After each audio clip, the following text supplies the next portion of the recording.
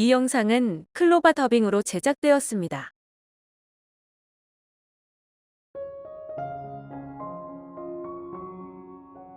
13. 하나님의 권능 기계 꿈. 목요일 새벽 설교가 끝나고 마무리 기도를 하고 곧 이어 주기도문을 고백함으로써 모든 새벽 예배가 끝난 후 각자 개인 기도를 하는데 내 기도 손이 엄청 커지면서 내 손 안에 내 몸 전체가 들어가 기도하는 모습이 되었습니다. 머리는 수만 볼트 전력선에 붙들린 듯 머리가 감전되며 조여오고 손은 바위도 한 주먹에 부스러뜨릴 힘과 그 어떤 힘으로도 두맞잡은 손을 뗄 수 없는 강력한 힘으로 기도 손이 하나로 모아지는 성령 체험을 했습니다. 콘크리트보다 몇십 배, 몇백 배 강력한 결속과 접착력 같은 기도의 권능 손 체험을 했습니다. 목회하며 그동안 겪었던 도우리 교회의 재정적 연약함, 떠난 교인들로 인한 상처와 빈자리의 아픔 등으로 목마른 사슴처럼 간절히 하나님께 매달리며 울며 부르짖으며 기도해온 터입니다. 내 간절한 기도가 하나님 보좌 앞에 연락되었다는 강력한 확신, 곧 응답의 기쁨으로 하나님이 교회의 모든 어려움과 연단이 끝나고 진정한 복의 복으로 부흥을 주실 것이라는 확신이 들었습니다.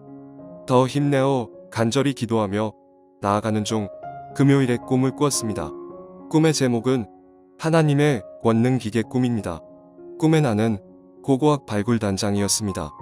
다윗과 솔로몬 시대에 한두 번 사용되었다는 하나님의 보물로서 그동안 사람들에게 까마득히 잊혔던 그 기계가 사용된 역사적 기록은 고고학적으로 몇 가지 흔적이 남아있는데 어떻게 생겼는지, 어떻게 사용하는 것인지, 어디에 보관되어 있는지는 이 세상 아무도 모릅니다.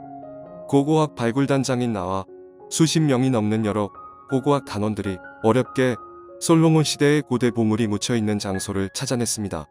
솔로몬 시대의 성전 건물이 오랜 세월 속에 땅 깊은 곳에 파묻힌 상태였습니다. 깊고 긴 터널 같은 동굴을 지나니 수천 년 전에 존재했던 성전이 그곳에 존재하고 있었던 것입니다.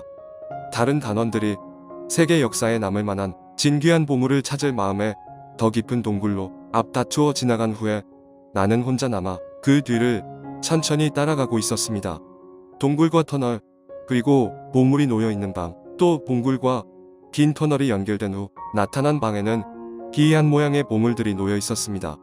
깊이 들어갈수록 더 가치 있고 진귀한 보물들이 보는 이들의 눈을 휘둥그레지게 사로잡았습니다. 고대 시대의 수많은 보물들이 여기저기 놓여 있었고 나는 그 바닥에 떨어진 흙이 잔뜩 묻은 쇠붙이공 같은 것을 줍게 되었습니다. 남들의 눈에는 하찮은 그저 쇠붙이 조각 같아 보였지만 나는 단번에 그것이 잊혀지고 잃어버렸던 진귀한 보물인 바로 그 하나님의 권능 기계라는 것을 직감처럼 알아차렸습니다. 내가 알아보고 이미 오래전에 따로 발견되어 내가 가지고 있던 자그마한 열쇠를 호주머니에서 꺼냈습니다.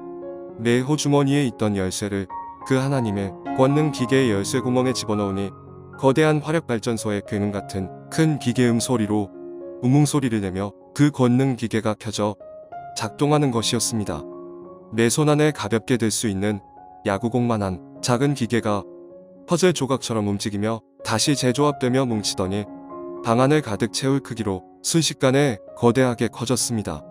이 권능 기계는 홍해 바다를 가를 때, 만나를 내리게 할 때, 골리앗을 쓰러뜨릴 때 사용했던 것입니다.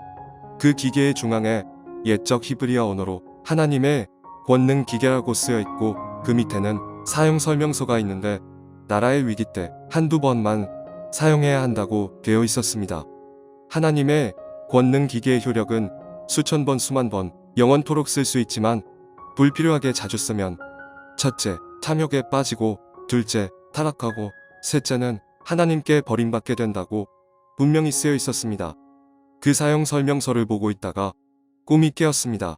꿈이 깨면서 많은 깨달음이 느껴졌습니다.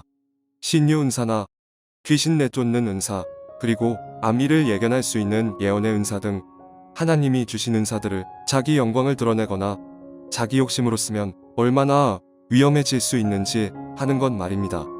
하나님 일을 많이 하라고 주신 교회 부흥인데 교인의 숫자가 많아지고 교회가 커지니까 하나님의 영광을 가로채고 교만과 자기의 안일에 빠진 목회자들이 얼마나 많은 시대입니까? 사울 왕처럼, 솔로몬 왕처럼 결국 하나님을 떠난 인생. 하나님이 수많은 돌아올 기회를 주셨지만 거절하고 그 마음을 돌이키지 아니하고 하나님께 버림받게 된 성경에 나오는 이스라엘 역사 속의 사울 왕 같은, 솔로몬 왕 같은 버림받은 왕들이 되면 절대로 안 되겠지요.